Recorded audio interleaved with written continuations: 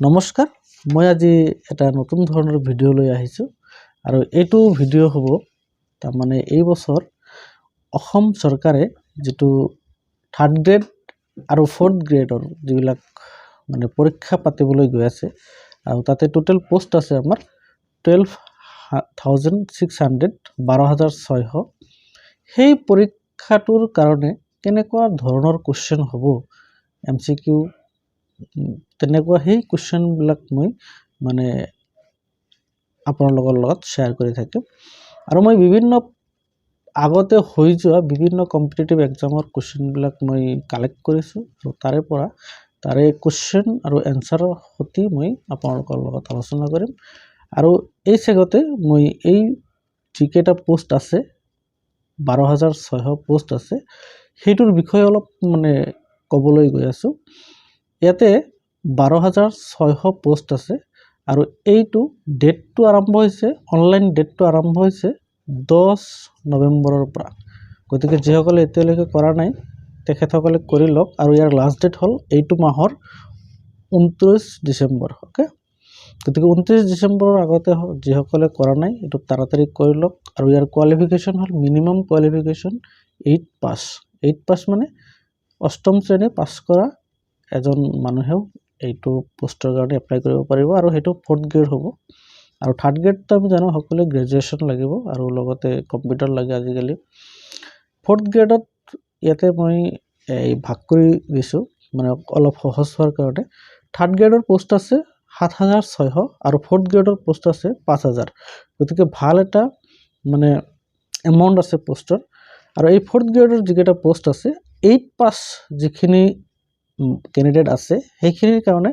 1950 টা পোষ্ট আছে 1950 আৰু মেট্ৰিক পাস কৰা সকলৰ কাৰণে আছে 1060 টা আৰু মেট্ৰিক পাস আৰু আইটিআই এইখিনিৰ কাৰণে আছে 1990 টা টোটাল 5,000 পোষ্ট আছে আৰু এই 5,000 পোষ্ট হল আমাৰ 4th গ্ৰেডৰ ক্যান্ডিডেটৰ কাৰণে আৰু এই পৰীক্ষাটো পাতিব সেবাই ঠিক আছে আৰু ইয়াক যে ৰিক্ৰুট কৰিব ৰিক্ৰুট প্ৰসেস তাক কোৱা হয় ষ্টেট লেভেল ৰিক্ৰুটমেন্ট কমিশন ঠিক আছে আৰু এটো হয়তো যিসকল ক্যান্ডিডেটে এই পোষ্টৰ কাৰণে এপ্লাই কৰিছে বা এসপাইৰিং ক্যান্ডিডেট হিয়তে নিশ্চয় এই পোষ্টৰ বিষয়ে জানে আৰু মই এইবিলাক কথা বেছি নাপাতো মই ডাইৰেক্ট কেনেকুৱাকৈ এই পৰীক্ষাটো আমি ক্ৰ্যাক কৰিব পাৰো কেনেকুৱাকৈ এই পৰীক্ষাটো পাস কৰি আমি সৰকাৰি চাকৰিয়াল হ'ব পাৰো তাৰে কাৰণে মই যিবিলাক কোৱেশ্চন সেই কোৱেশ্চনৰ এনসাৰৰ সতি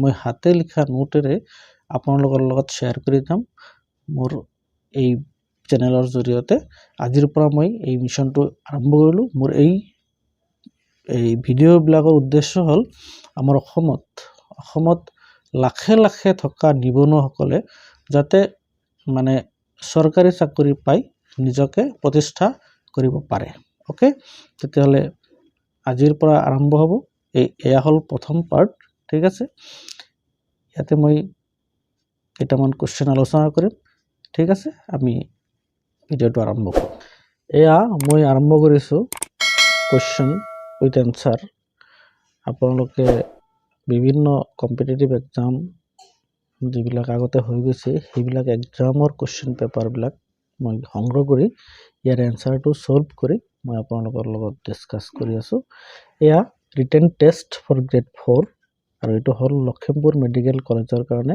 2022 অনুষ্ঠিত হৈছিল 13 মাৰ্চত এটো অনুষ্ঠিত হৈছিল 2022 আৰু ইয়াৰে কোৱেশ্চন খিনি মই সলভ কৰি আপোনালোকৰ লগত দি আছো এটো হল প্ৰথম কোৱেশ্চন যে which of the following is not a river of northern India একদম ইজি কোৱেশ্চন একদম ইজিও নহয় তলত দিয়া কোনখন নদী উত্তৰ ভাৰতৰ নদী নহয় নৰ্দাৰ্ন ইন্ডিয়াৰ নদী নহয় কোনটো যমুনা এটো জানো যে নৰ্দাৰ্ন ইন্ডিয়াৰ এই কৃষ্ণা নদীটো নৰ্দাৰ্ন ইন্ডিয়াৰ নহয় এটো সাউদাৰ্ন ইন্ডিয়াৰ হয় আৰু ৰবি কোশি এই দুইটাই হল নৰ্দাৰ্ন ইন্ডিয়াৰ এই কৃষ্ণা নদীটো সাউদাৰ্ন ইন্ডিয়াৰ okay on which day does India celebrate her independence day ভারতে কোন তারিখে স্বাধীনতা দিবস পালন করে ইজি কোশ্চেন একদম আর এটা হল 1 জানুয়ারি অপশন দিয়েছে 26 জানুৱাৰী, চি অপশ্যন দিছে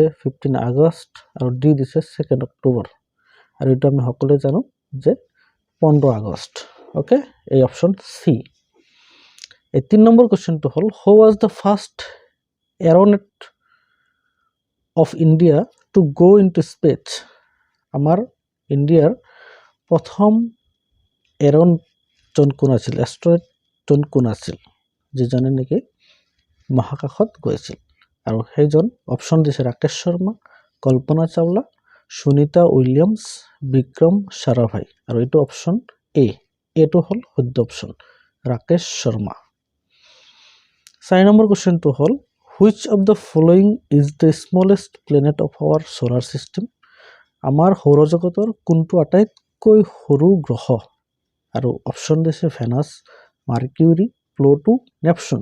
আৰু ইয়াৰ শুদ্ধ অপশ্যনটো হ'ল Mercury, B, option number B. Okay, 5 number question, what is the national animal of India? ভাৰতৰ ৰাষ্ট্ৰীয় জন্তু কি? Option A tiger, B rhinoceros, C lion and nilgai. বাঘ, গড়, লায়ন আৰু নীলা গৰু। আৰু ইয়াৰ শুদ্ধ অপশ্যনটো হ'ল বাঘ, আমি জানো সকলোৱে।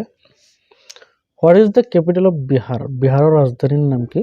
অপশ্যন দিছে ৰায়পুৰ, বাৰাউনী, পাটনা, উজ্জয়িন। আৰু ইয়াৰ অপশ্যনটো হ'ল, শুদ্ধ অপশ্যনটো হ'ল C, Patna. Which of the following countries is also' known as land of the rising sun? কোনটো দেশক সূৰ্যৰ তাত উঠা দেশ বুলি জনা যায়? আৰু অপশ্যন দিছে Norway, Japan, Taiwan, West Indies. আৰু ইয়াৰ শুদ্ধ অপশ্যনটো হ'ল জাপান। 8 নম্বৰ কুৱেশ্যনটো দিছে, Asiatic lion is found in? Asiatic সিংহটো ক'ত পোৱা যায়? আৰু এইটো অপশ্যন দিছে Gir national park, Corbett national park, Kanha national park আৰু দেশীগ্ৰাম নেশ্যনেল পাৰ্ক। আৰু ইয়াৰ শুদ্ধ অপশ্যনটো হ'ল Gir national park. Question number 9, who wrote the Ramayana? Ramayana কোনে ৰচনা কৰিছিল? আৰু এইটো অপশ্যন দিছে বেদব্যাসা, বাল্মীকি, কালিদাস, বাণভট্ট। আৰু ইয়াৰ শুদ্ধ অপশ্যনটো হ'ল B number option, Valmiki. 10 number কুৱেশ্যনটো হ'ল, who created the famous painting of Mona Lisa? Mona Lisa কোনে আঁকিছিল? মনালিছাক কোনে আঁকিছিল? এইটো এটা ফেমাছ কুৱেশ্যন হয়। আৰু ইয়াৰ অপশ্যন দিছে Pablo Picasso, Michelangelo, Sanzio Raphael. আৰু ডি নম্বৰ অপশ্যন দিছে লিওনাৰ্ডো ডা ভিঞ্চি। আৰু এইটো হ'ল option number D, Leonardo da Vinci. 11 number question দিছে, Ranjit trophy is associated with which of the following sports? কোনটো খেলৰ লগত ৰঞ্জিত ট্ৰফিটো জড়িত হৈ আছে? অপশ্যন দিছে ফুটবল, ক্ৰিকেট, বেডমিণ্টন, হকী। আৰু অপশ্যন চি, বি অপশ্যনটো শুদ্ধ, ক্ৰিকেটৰ লগত ৰঞ্জিত ট্ৰফিটো কানেক্টেড হৈ আছে। Which is the largest river island in the world? পৃথিৱীৰ আটাইতকৈ ডাঙৰ নদীদ্বীপটোৰ নাম কি? Option A peacock island, option B Bhavani island, option C Mandhata Munroe island আৰু অপশ্যন ডি মাজুলী। আৰু অপশ্যন ডিটো হ'ল মাজুলী। আৰু এইটো অসমতে আছে আমাৰ মাজুলী। আৰু মাজুলীটো হ'ল পৃথিৱীৰ আটাইতকৈ ডাঙৰ নদীদ্বীপ। Okay, who is known as Napoleon of India? ইণ্ডিয়াৰ নেপোলিয়ন বুলি কাক জনা যায়? এইটো অপশ্যন এ দিছে এম্পায়াৰ অশোকা, বি অপশ্যন দিছে আকবৰ, চি অপশ্যন দিছে সমুদ্ৰগুপ্ত আৰু ডি অপশ্যন দিছে বিক্ৰমাদিত্য। আৰু ইয়াৰ শুদ্ধ অপশ্যনটো হ'ল C, Samudragupta. Which of the following dances is originated in Kerala? কেৰেলাৰ কোনটো নৃত্য হয়? ইয়াৰ তলত দিয়া নৃত্যবিলাকৰ কোনটো কেৰেলাৰ হয়? ভাৰতনাট্যম, বি অপশ্যন দিছে কথাকলি, চি দিছে চাউ আৰু ডি দিছে কুচিপুড়ি। এই ভাৰতনাট্যমটো হ'ল তামিলনাডুৰ, এই কথাকলিটো হ'ল কেৰেলা, বি অপশ্যন নম্বৰ বি কেৰেলা। ঠিক আছে, এই কথাকলিটো হ'ল কেৰেলাৰ আৰু এই কুচিপুড়ি অন্ধ্ৰপ্ৰদেশৰ। ঠিক আছে, অ'কে, এইকেইটা কুৱেশ্যন আছিল আজিৰ ভিডিঅ'ত। গতিকে আপোনালোকে এইকেইটা কুৱেশ্যন ধুনীয়াকৈ নিজৰ বহীত লিখি ল'ব। লিখি লৈ একবাৰ দুইবাৰ পঢ়িব, তাৰপিছত চাব এই কুৱেশ্যনখিনি আপোনাৰ মনত একদম ছেট হৈ যাব। আৰু পৰীক্ষাত যদি তেনেকুৱা ধৰণৰ কুৱেশ্যন আহে তেতিয়াহ'লে লগে লগে মনত পৰি যাব। আৰু মই এনেকুৱা ধৰণৰ এই আগৰ কুৱেশ্যন পেপাৰবিলাকৰ পৰাই কুৱেশ্যনখিনি দি থাকিম, যিহেতু বেলেগ বেলেগ যিবিলাক কম্পিটিটিভ এক্সাম হয় সেইবিলাকৰ পৰাই নতুন পৰীক্ষাটোত কমন পৰে। মেক্সিমাম কুৱেশ্যন তাৰে পৰাই আহে। গতিকে বহুত উপকাৰ হ'ব বুলি আশাবাদী। ঠিক আছে, আৰু মোৰ চেনেলটো যদি ছাবস্ক্ৰাইব কৰা নাই তেতিয়াহ'লে মোৰ চেনেলটো ছাবস্ক্ৰাইব কৰি ল'ব, আৰু ভিডিঅ'টো যদি ভাল লাগিছে লগৰ বন্ধুবৰ্গৰ লগত শ্বেয়াৰ কৰিব। ঠিক আছে, এইখিনিয়ে কৈয়ে আজিৰ ভিডিঅ'টো